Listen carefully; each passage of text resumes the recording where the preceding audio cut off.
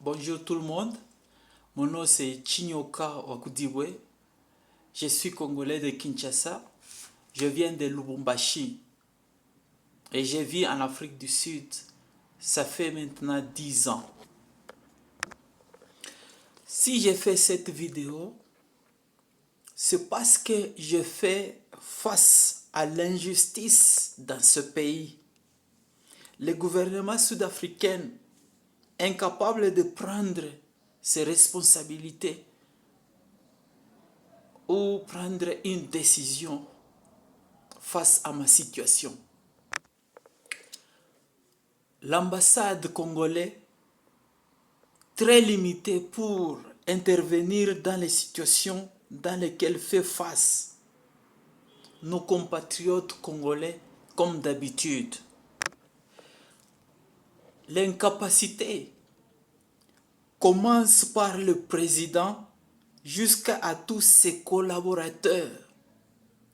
Parce qu'ils savent très bien que quand ils sont en train de voler, ils sont en train de piller le pays, après ils vont aller construire ailleurs et ils seront réfugiés là-bas comme d'habitude. Tout a commencé en 2014 quand un professeur de l'université de Johannesburg est venu pour une formation à l'université de Lubumbashi dans laquelle j'ai participé. Ensuite, j'ai été sélectionné. C'est-à-dire, il était venu pour chercher quelques étudiants qui étaient disponibles et qui pouvaient ou qui avaient l'envie de continuer avec leur master en Afrique du Sud, plus précisément à l'université de Johannesburg. Et moi, je faisais partie des gens qui ont été sélectionnés. Je participais d'abord dans cette formation et j'ai été sélectionné pour venir en Afrique. En 2015, il était déjà en Afrique du Sud. Il y avait communication entre moi et lui. Et la communication se faisait par téléphone ou soit par email. On était en train de communiquer au téléphone et puis il était en train d'envoyer les messages au travers email.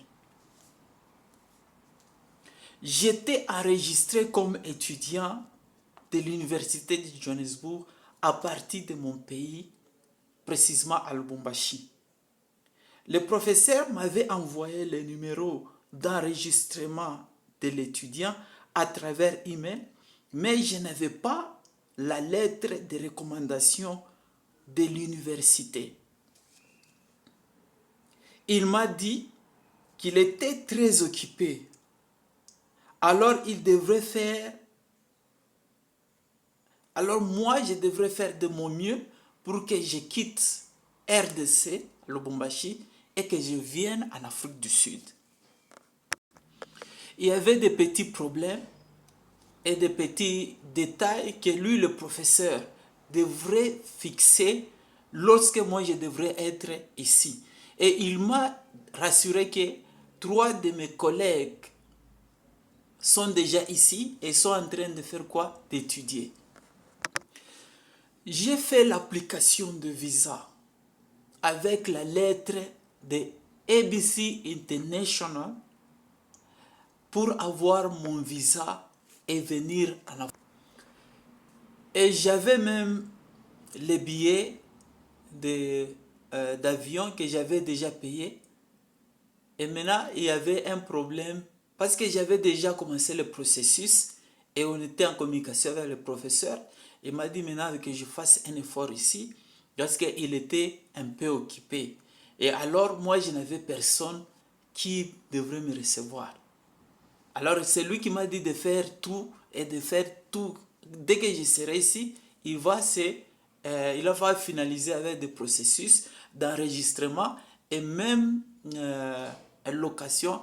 C'est lui qui va m'aider parce que je venais dans le sens qu'il y a une bourse d'études en master. Voilà, c'était ça le plan.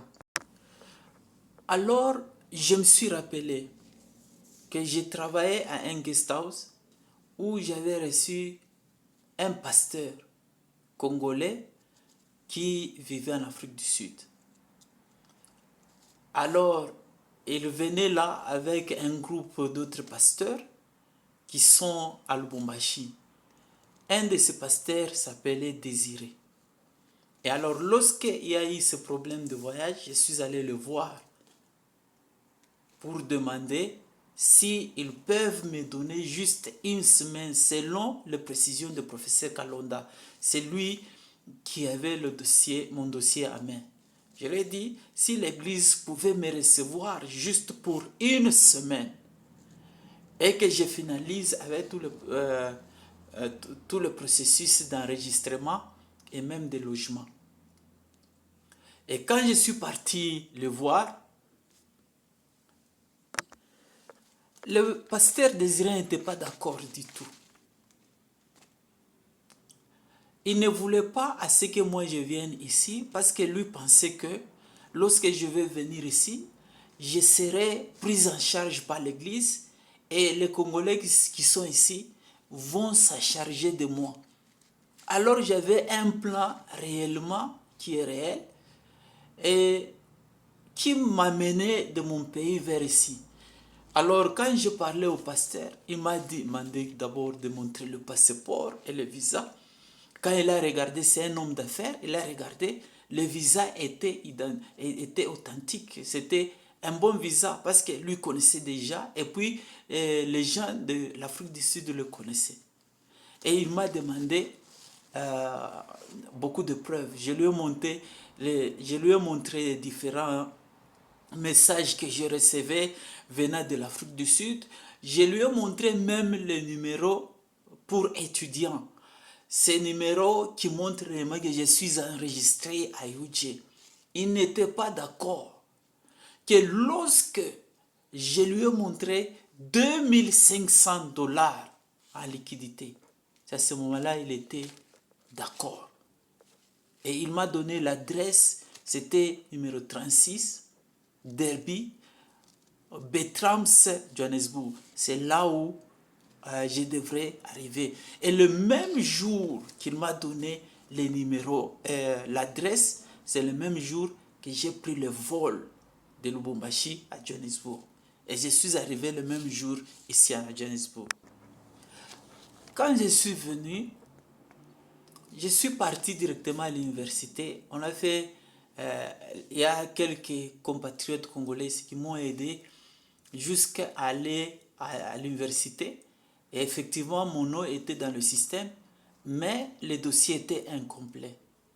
Alors, je devrais faire encore d'autres, tel que le professeur Kalonda m'avait dit, les dossiers devraient être complétés à partir de l'Afrique du Sud sur place. Maintenant, quand j'ai commencé à le chercher, je ne l'ai pas trouvé.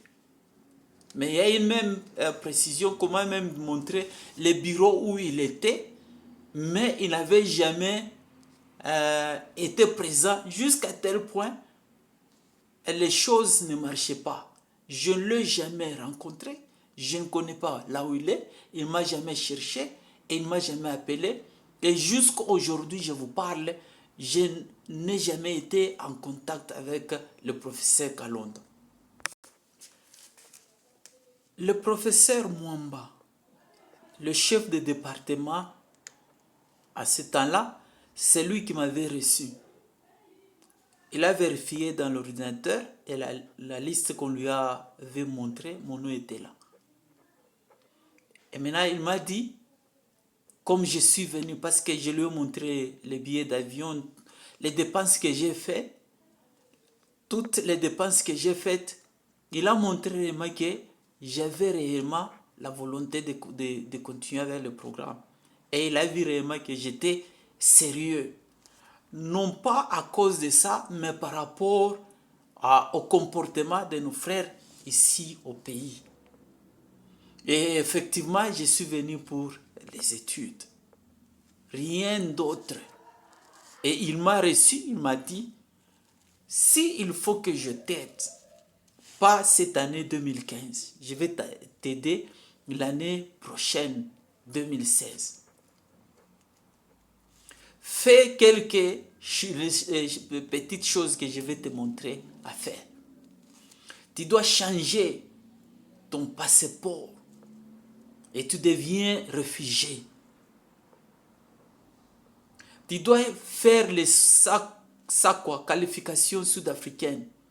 Il faut que mon dossier soit changé, soit évalué au niveau sud-africain. Et mon anglais n'était pas suffisamment bon pour étudier. Mais même pour parler, je ne pouvais pas réellement parler bien au moment où il me posait même certaines questions. Il m'a dit que tous les cours c'est en anglais. Tu es venu en retard et pour que tu commences bien, l'année prochaine je vais t'aider. Mais va améliorer aussi l'anglais. Et en 2016, au mois de janvier, je me suis présenté dans son bureau avec tout ce qu'il m'avait demandé. Mais je vais préciser une chose. Il avait vu en moi réellement que je ne voulais pas des choses de réfugiés. Parce que, un, je ne savais pas. Et deux, un réfugié, moi, j'ai pensé autre chose que ce qu'il me présentait ici. Alors, il m'a dit que ne t'en fais pas, j'ai des personnes qui vont t'aider à renouveler ton visa. Parce que ton visa, d'ailleurs, c'est un bon visa. Il m'avait même envoyé une lettre de recommandation pour renouveler mon visa au mois de janvier 2016. Et cette lettre-là se trouve dans ma boîte, dans mon email que j'étais en train d'utiliser.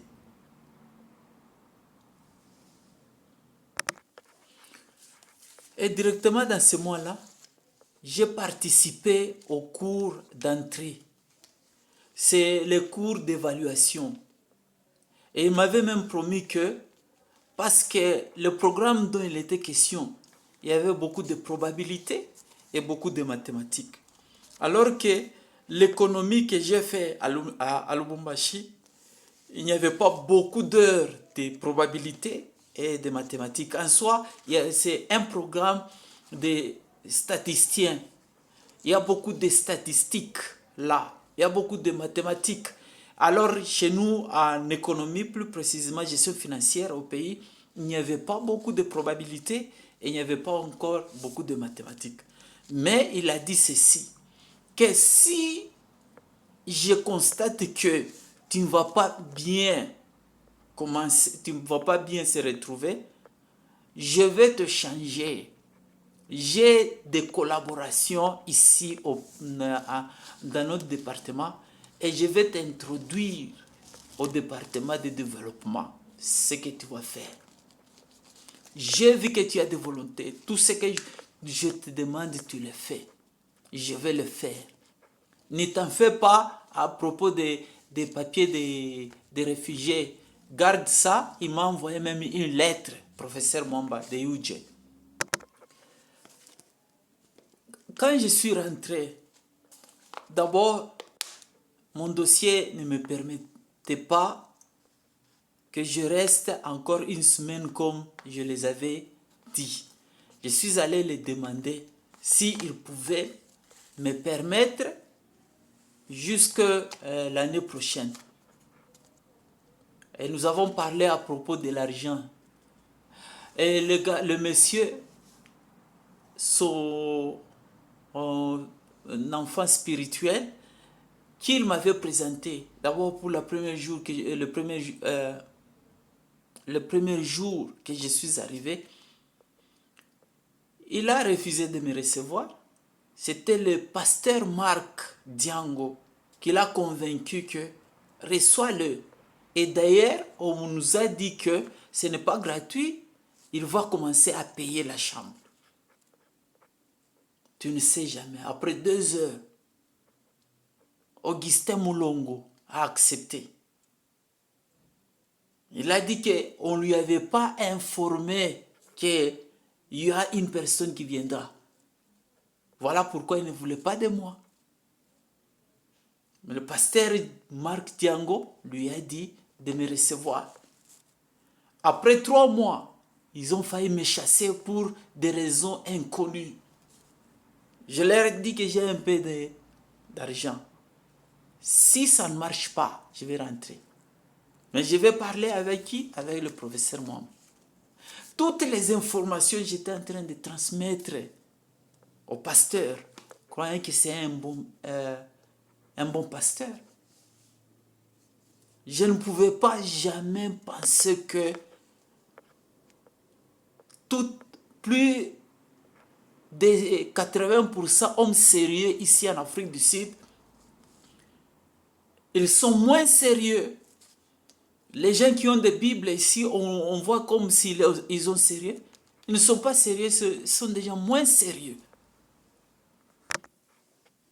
Il m'a convaincu d'échanger mon passeport, qui avait un bon visa, dans les trucs des réfugiés. Il m'a dit qu'il y a beaucoup d'intérêt tout en étant réfugié. Medical aid, tu ne vas pas payer.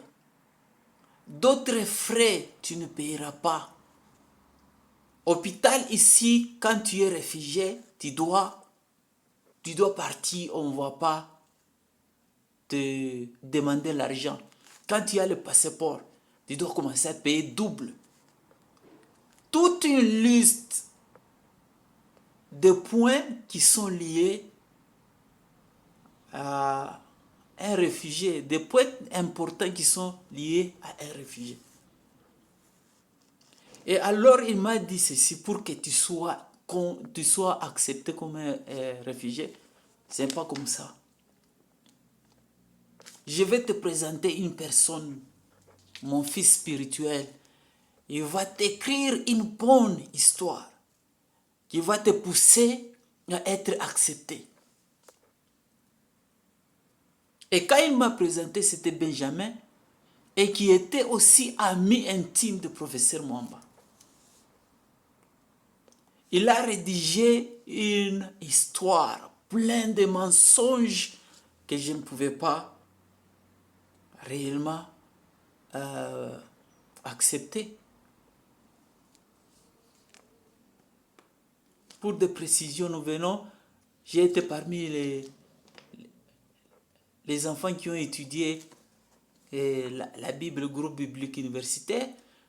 Nous sommes lancés dans des trucs des églises. Il y a un niveau de certains péchés que nous pouvons accepter de tomber, et un autre niveau on ne peut pas accepter. C'était ça le problème. Et à notre tour, et notre groupe, nous avons quelques péchés que nous pouvons accepter. Même si on te condamne, tu acceptes. Parce que ces péchés-là semblent être bien. Mais pas pour pécher comme un aveugle. Il y a des limites de péché selon certaines personnes. Et alors nous, on était dans ce groupe-là. Et on me dit d'abord que tu as couché avec un homme par les fesses. Ça, c'est impossible. Ça donne des frissons. Et c'est difficile même de prononcer à ça. Tu as été tabassé tout au long de... Et pourtant que même mon visa, il y a eu certaines personnes dignes qui ont plaidé pour moi et qui sont connues à l'ambassade de l'Afrique du Sud. Comment je vais aller au-delà de ça? Et j'ai dit non, c'est risquant. Il m'a dit en dehors de l'histoire, tu vas préparer aussi 1500 rentes pour corrompre les agents là-bas, pour que ton dossier fasse vite. Lorsque je suis parti à Omafez, il m'avait déjà prévenu de garder 200 rentes pour payer aux interprètes. Et quand je suis arrivé là, j'ai essayé un peu de parler à mon interprète. J'ai dit non, ça c'est l'histoire ici. Je ne peux pas, parce qu'ils m'ont dit d'insister et de montrer réellement que tu es persécuté là où tu viens et tu montres les insignes, il y a des indices que les agents humanitaires voient et qui permet d'être qualifié. Alors j'ai rejeté ça, aidez-moi à écrire une histoire. Et il m'a dit ceci, que pour mieux faire voir qu'il y a succession de persécutions, il faut commencer là où nous venons. On doit chercher une bonne histoire à partir de notre pays.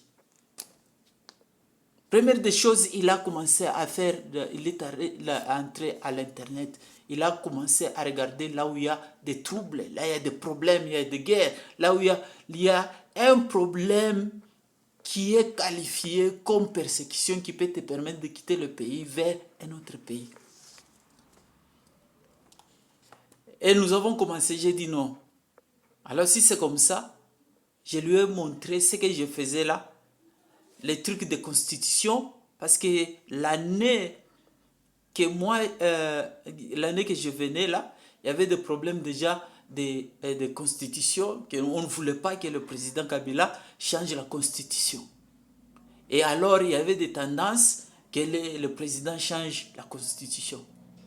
Alors, ce sont des points là, sur base desquels moi je devrais donner pour que on traite ça comme une histoire et que je sois qualifié. Et c'est ce qu'on avait fait. Mais ce ne sont pas des choses qui m'ont permis que moi, je quitte mon pays pour venir ici. Je suis venu pour les études.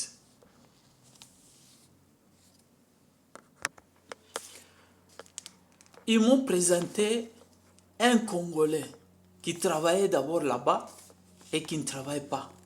Lui résout les problèmes impossibles. Les problèmes qui sont les impossibles là, il est en train de les résoudre, à condition que tu lui donnes l'argent. Je lui ai donné l'argent. Il a bouffé tout. Il n'a rien fait. Il n'avait pas donné même aux agents de Home Affairs. J'ai suivi le processus normal 3 mois, au lieu de faire ça dans quelques jours. Parce que moi, je n'avais aucune idée. Et pourtant, cet argent était d'ailleurs beaucoup que je pouvais donner à ces agents-là et que mon histoire soit bien considérée. Et mon frère congolais a bouffé ça. Et c'est le jour de l'impression qu'il est allé demander à l'agence sud-africaine d'imprimer pour moi. Et c'est là où il est intervenu. Un point, un trait. Il a bouffé l'argent. Le papier des réfugiés, c'est une fausse histoire imaginaire.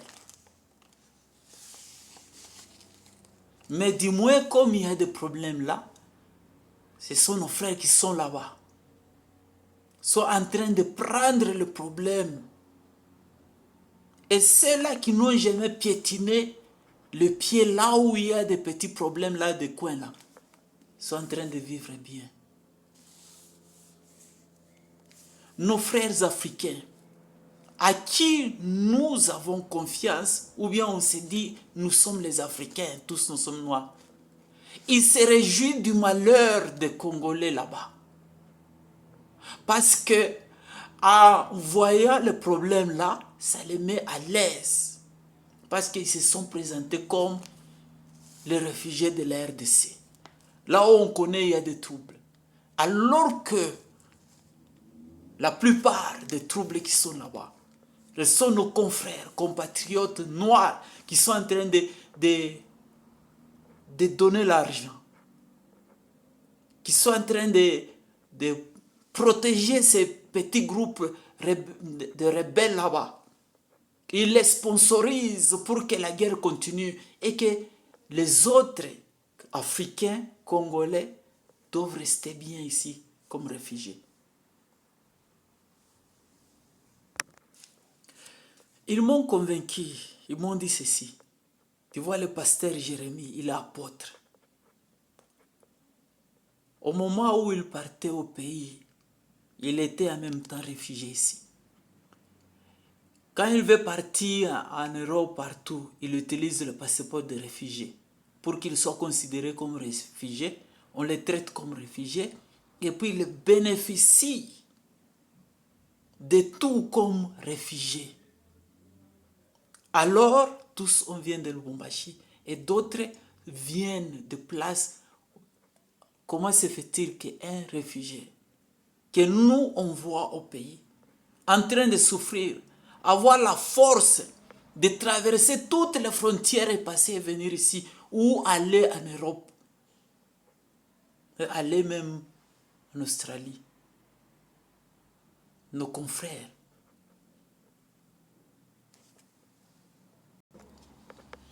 Ils ont commencé à me persécuter. Je me suis demandé qu'est-ce qu'il y a.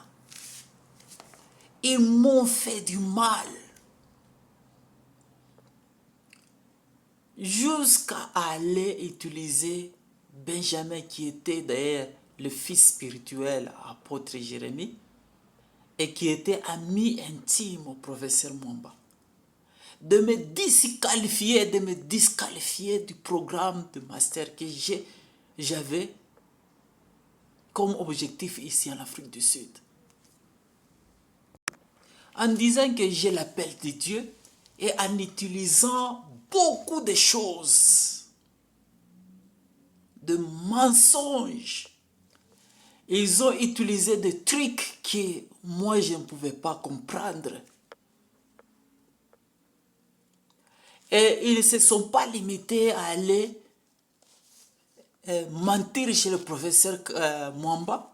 Ils sont partis, même dans la communauté congolaise, pour leur informer des trucs que moi-même, je ne suis pas au courant. Ils sont allés, nos compatriotes africains disent que ce type ici va nous exposer. Il est près de tout. Il va révéler les vérités aux Sud-Africains. J'ai dit ça, c'est quelle sorte de pasteur. S'il y a des problèmes, c'est entre moi et toi. Moi, je ne connaissais pas ces Congolais, je ne connaissais pas ces Sud-Africains. Mais maintenant, là, je suis devenu comme populaire sur base des choses que moi, je ne connais pas, mais ça doit arriver. Si j'ai pris le temps de parler sur les choses des réfugiés ici, je ne savais pas même pas l'impact. C'est juste le fait qu'ils m'ont maltraité, persécuté. Et moi, je cherchais comment à répliquer. Et comme j'ai réalisé qu'en disant ça, c'est aussi une manière maintenant de les mettre mal à l'aise. Voilà pourquoi je suis en train d'exposer, je suis venu vers vous pour montrer comment les choses ont commencé, comment les choses se sont déroulées et jusqu'au point où j'ai pris une décision de venir à l'Internet, au monde entier, de m'écouter. Parce que réellement, il y a une vérité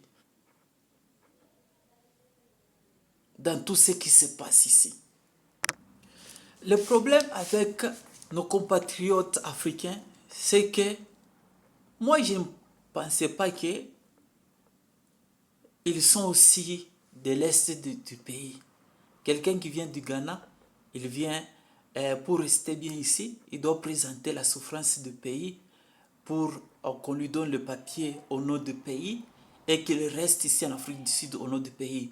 Mais quand il s'agit de travailler, de prendre tous ces biens et consorts, c'est dans leur pays. Et alors, nos compatriotes congolais, qui défilent jour et nuit, que chez nous il y a la guerre, ont permis à nos compatriotes africains de devenir aussi les Congolais de l'Est pour rester ici. Des manifestations, c'est juste des preuves de montrer à la communauté internationale et à des pays qui sont chargés de cette situation de comprendre que le problème est toujours au pays. Nous, on doit rester ici et vivre comme réfugiés. Et alors, on n'a jamais pétiné, même là où le coin où il y a des troubles. J'ai été haï par mes compatriotes africains. J'ai été haï par la communauté, certains Congolais. Pourquoi? Parce que je dois subir l'injustice de ces faux pasteurs. C'est des mots de pasteurs ici.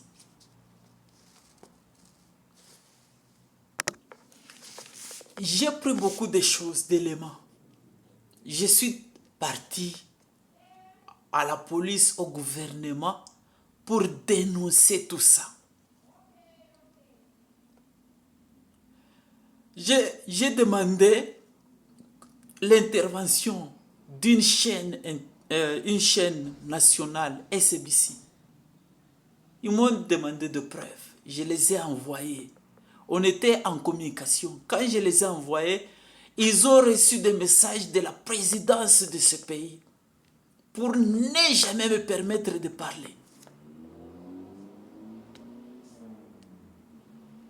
Et la police nationale sud-africaine est au courant de mon cas.